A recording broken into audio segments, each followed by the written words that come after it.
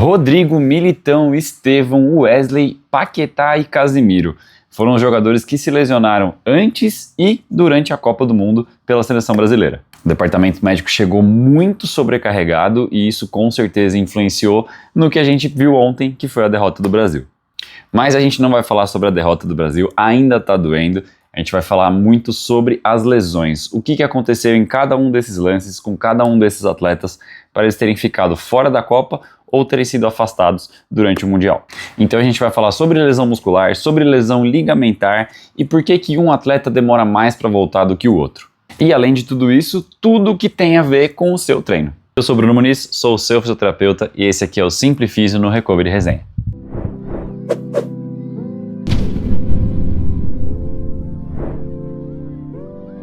Então vamos lá, vamos contextualizar primeiro. Essa é a primeira Copa com 48 seleções, ou seja, maior número de jogos, um calendário um pouco mais apertado, da galera vindo de final de temporada para jogar o Mundial. A gente sabe que a maioria dos jogadores do Brasil joga na Europa, ou seja, a temporada acaba mais ou menos ali em maio, junho, e em ano de Copa do Mundo eles vêm direto para o Mundial. Não tem aquele período de férias, aquele período de recuperação. Vem com uma fadiga acumulada do número exagerado de jogos que a maioria dos jogadores que vão mais longe nos campeonatos mais importantes acabam jogando.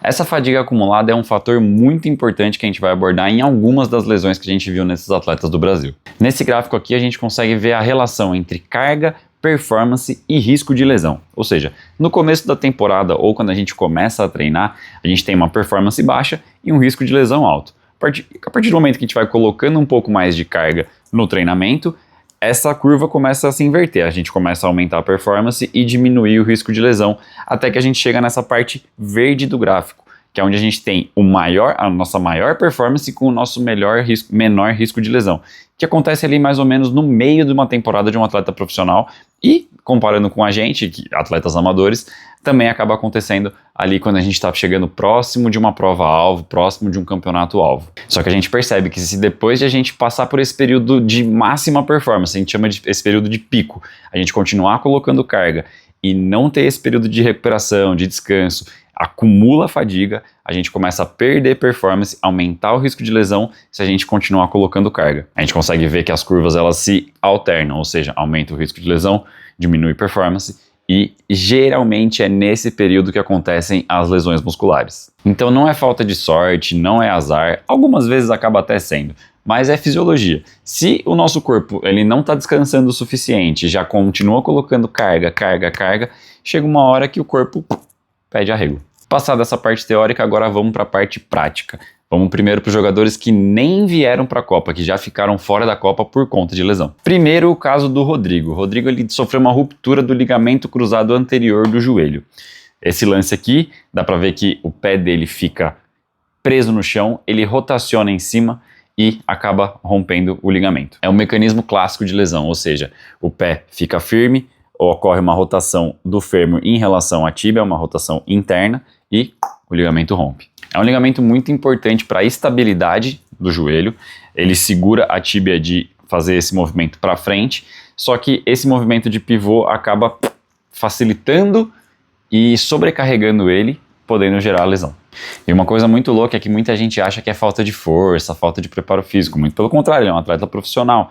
Foi uma falha do movimento, então ele poderia ter chegado empurrando melhor esse chão e garantido que esse movimento não ficasse só no joelho, ou seja, esse movimento vindo lá do pé, o joelho teria simplesmente acompanhado e o fêmur, a coxa, não teria feito esse movimento de rotação sobre a tíbia. E no caso do Rodrigo não foi só o LCA, o ligamento cruzado anterior, também teve uma lesão de menisco, que é muito comum de acontecer junto, porque o menisco está entre o fêmur e a tíbia, e nesse momento de rotação acaba puxando também um pedacinho do menisco que tem que muitas vezes ser suturado, ou seja, dar um pontinho para costurar ele e colocar no lugar, ou às vezes tirar um pedaço. Como ele é muito novo, optaram pela sutura para conseguir ter um maior tempo de vida, tempo de qualidade dessa articulação. Ainda mais que ele quer voltar a jogar profissionalmente, já que ele só tem 25 anos. Ele fez a cirurgia no dia 10 de março e o prazo esperado ali é mais ou menos de 9 meses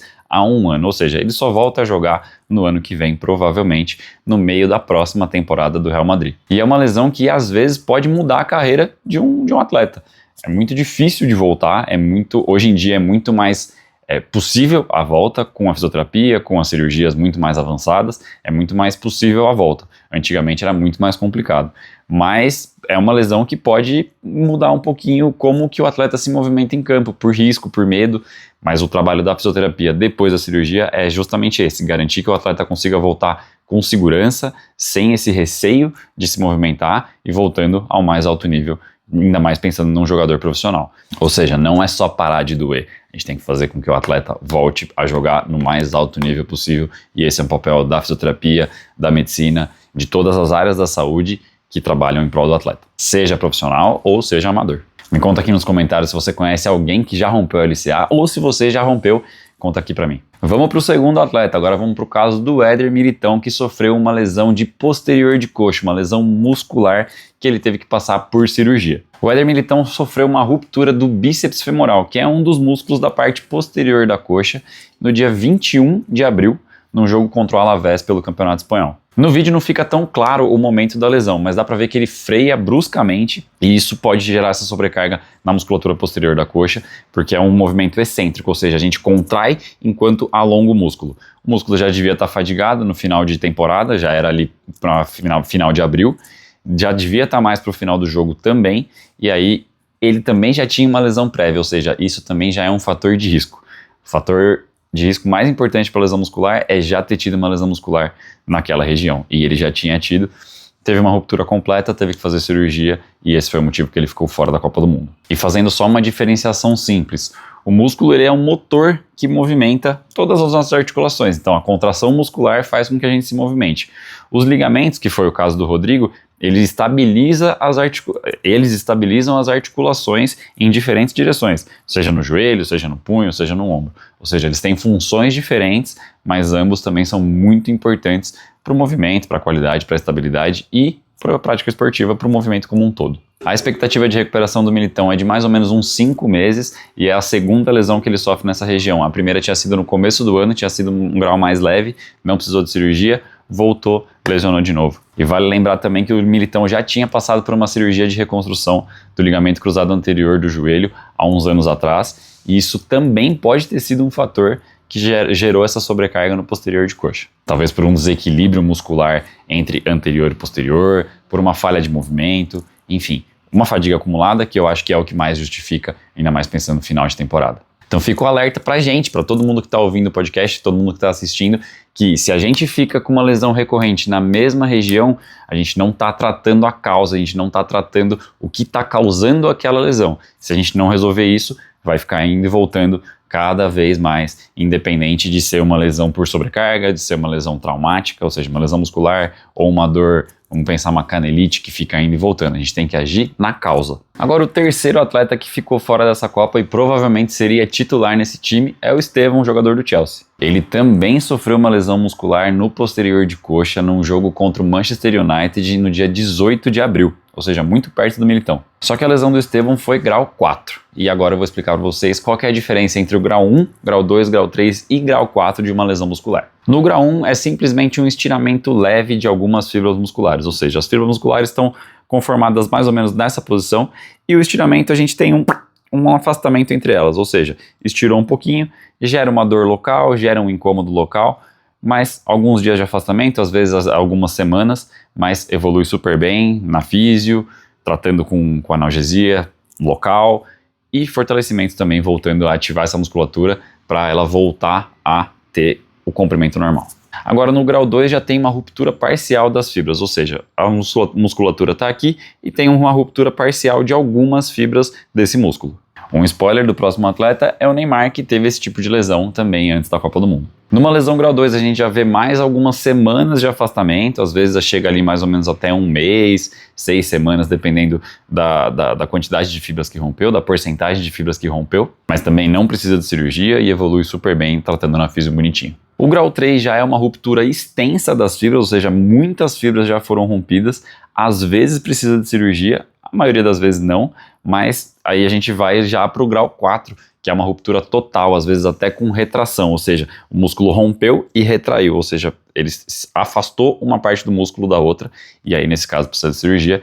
Foi o caso do Estevão, mas ficou essa dúvida, porque ele não passou por cirurgia, então dá para entender, falaram que foi grau 4, acho que pela porcentagem de fibras que rompeu, como não teve a retração, não precisou da cirurgia, então acredito que seja ali entre um grau 3 e grau 4. Trataram como grau 4, então a gente vai falar que foi grau 4 mesmo. E aí no caso dele a gente já pensa em outras coisas, né? Ele tem 19 anos, faz um ano mais ou menos que ele tá no futebol europeu, subiu muito a carga, ganhou massa muscular, mas o corpo ainda está se adaptando, 19 anos, então o trabalho de força tem que ser muito mais específico e acabou rompendo, infelizmente, ficando fora da sua primeira Copa. O quarto atleta que ficou fora da Copa do Mundo foi o Wesley, lateral, que machucou no último amistoso contra o Egito antes da Copa do Mundo. A lesão do Wesley também foi uma lesão muscular, só que foi no adutor da coxa, essa musculatura da parte interna da coxa, e ela ajuda bastante a estabilizar a pelve, e pensando no chute, é uma musculatura muito importante para colocar potência junto com o quadríceps, junto com a perna como um todo, essa sinergia do chute que a gente usa para bater na bola.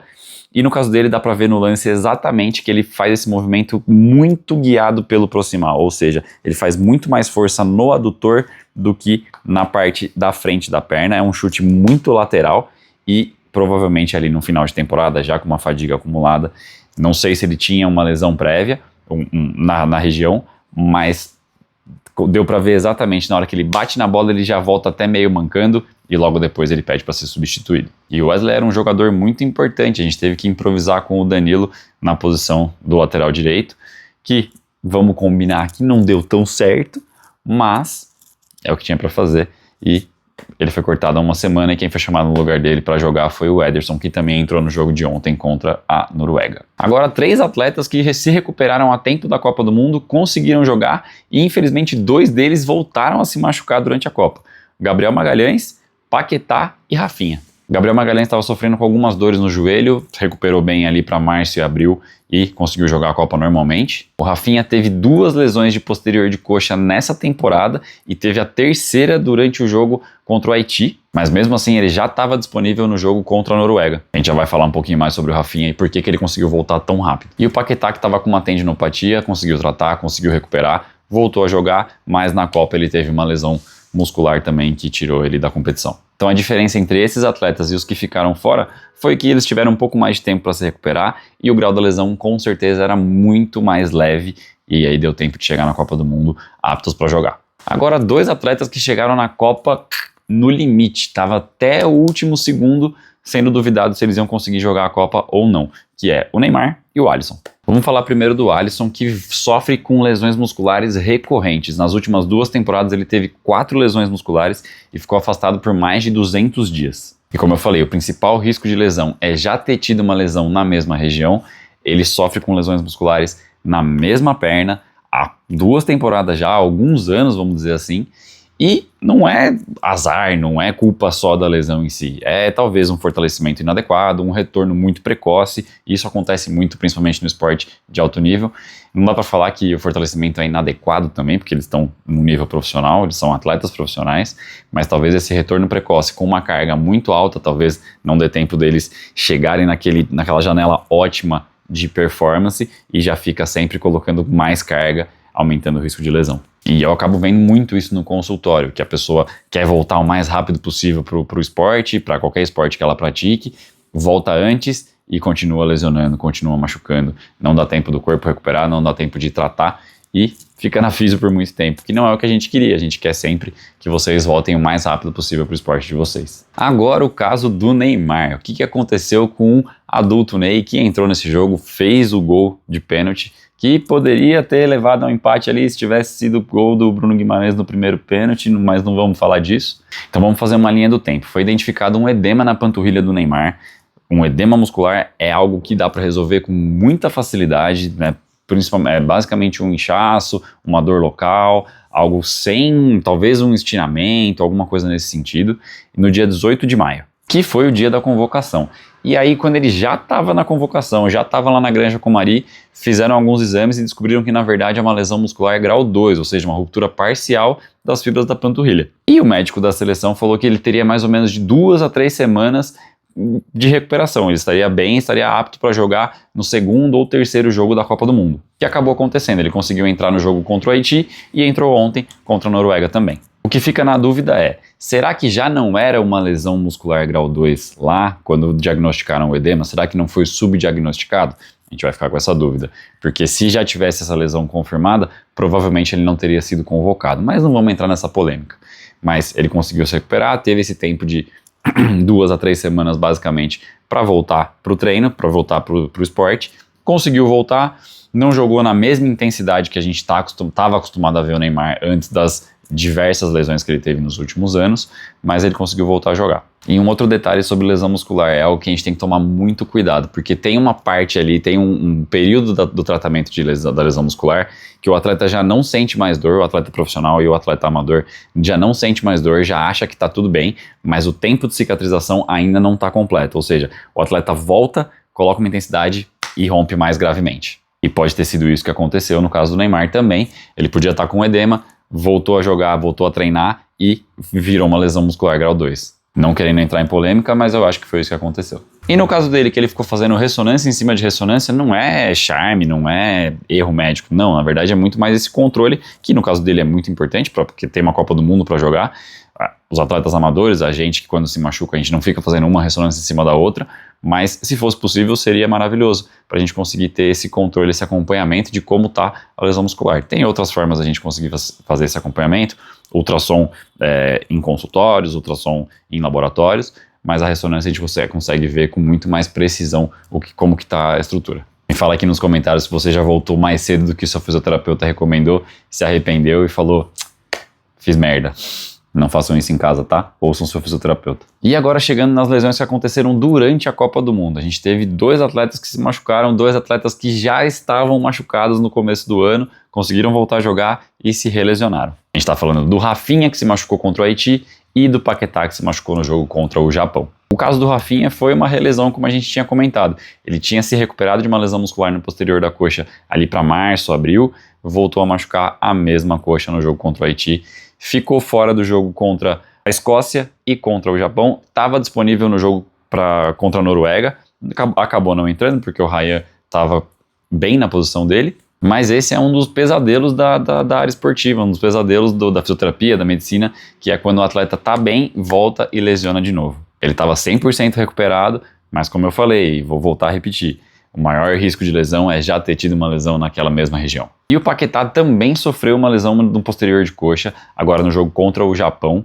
Ele caiu com a perna muito estendida logo no começo do jogo, já começou a sentir, mas acabou continuando e foi substituído só no intervalo, quando ele sentiu a perna esquerda também. No lance do Paquetá dá pra ver certinho o momento da lesão, ele cai com a perna muito esticada, fazendo aquele estiramento, e teve uma lesão muscular grau 2 diagnosticada e acabou ficando fora do restante da Copa. Um parênteses que o Casemiro também acabou sentindo dores no jogo contra o Japão, foi substituído, ele falou que era só um incômodo que ele teve no adutor, ali na região da virilha, mas ele voltou a jogar, jogou contra a Noruega normalmente, foi só um incômodo, ele não teve lesão muscular. Mas chama muita atenção, muitos jogadores tendo esse mesmo tipo de lesão, essa lesão muscular, e a gente volta.